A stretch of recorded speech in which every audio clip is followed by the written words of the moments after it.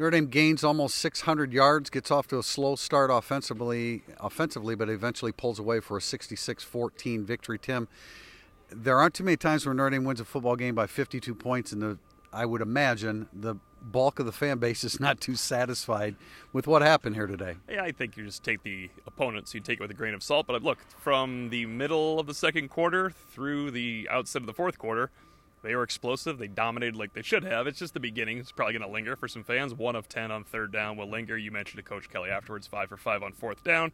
Some of those third down failures are trying to get closer for fourth down. But yeah, it wasn't a perfect performance, but I would say lighten up a little bit. It's 66 points on the board. You're not going to score much more than that. They would have had trouble scoring 80 if they were efficient early.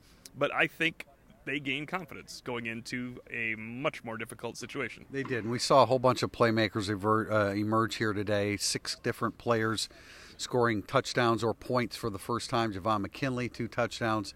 Braden Lindsey made a great deep grab.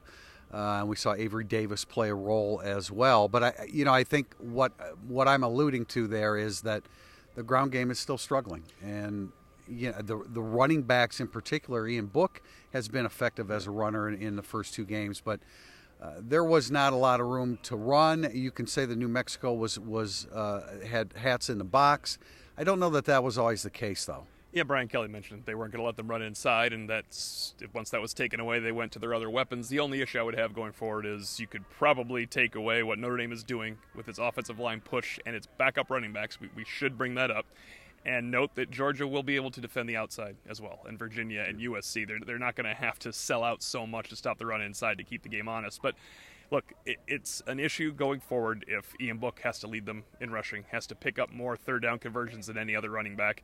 I like that Brian Kelly likes Sebo Flemister's efforts inside, but you and I were frustrated watching Sebo Flemister try and churn out 1 yard when they really needed it. Yeah, it took 4 cracks to get in the end zone from the 3-yard line here. But defensively, again, the opponent rushed for more than 200 yards. Brian Kelly pointed out that it took almost 50 carries to do that. So I get that part. The best game we've ever seen Asmar Bilal play. I mean, For sure. we have to. We have to see the tape too, as coaches often say. But he was around the football a whole lot. Yeah, I just kept writing down tackle for loss stuff, and even a couple times where he didn't make the play, he was right there to make the play. Adam Alola had a goal line stuff. It's a big step because I heard someone today again talking about they have heard from people behind the scenes that Notre Dame might play more 5 defensive backs against Georgia. They cannot play 5 defensive backs against Georgia in the base defense because you need strong linebackers. If you just want to put on a Georgia tape, they are massive road grading linemen. You're going to give up 300 yards rushing if you play with 5 DBs against Georgia. Yeah, I'm all for Kyle Hamilton on the field on every 3rd and 4.5-ish 5, but other than that, you have to be able to hold up, and Asmar Bilal right now gives them their best chance to hold up if he can play like that again. Speaking of Kyle Hamilton, I mean, what a football player! That's why I want to ask Brian Kelly about just those football instincts. It's not. When he continues to show up around the football, it's not just coincidence or, he's picked up a few things as a freshman. This is a guy that understands how to play the game. He understands the corresponding parts on the field. And if he does that, I need to do this. We saw it all preseason. We heard about it when we weren't into practice. He's a phenomenal football player. Well, there's a reason half the media laughed when he intercepted the pass because you're just waiting for the first one for him to do that. Who else is going to pick off that pass? It's going to be Kyle Hamilton.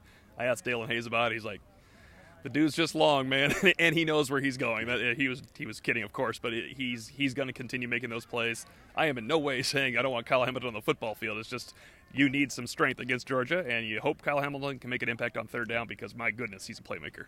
Notre Dame +4 in the turnover department. That's +6 in 2 games. It's going to be a lot harder next week. We've got an entire week to dissect it and analyze it. It's going to be tough at Georgia, no doubt, but Notre Dame 2-0 with a 66-14 victory over New Mexico.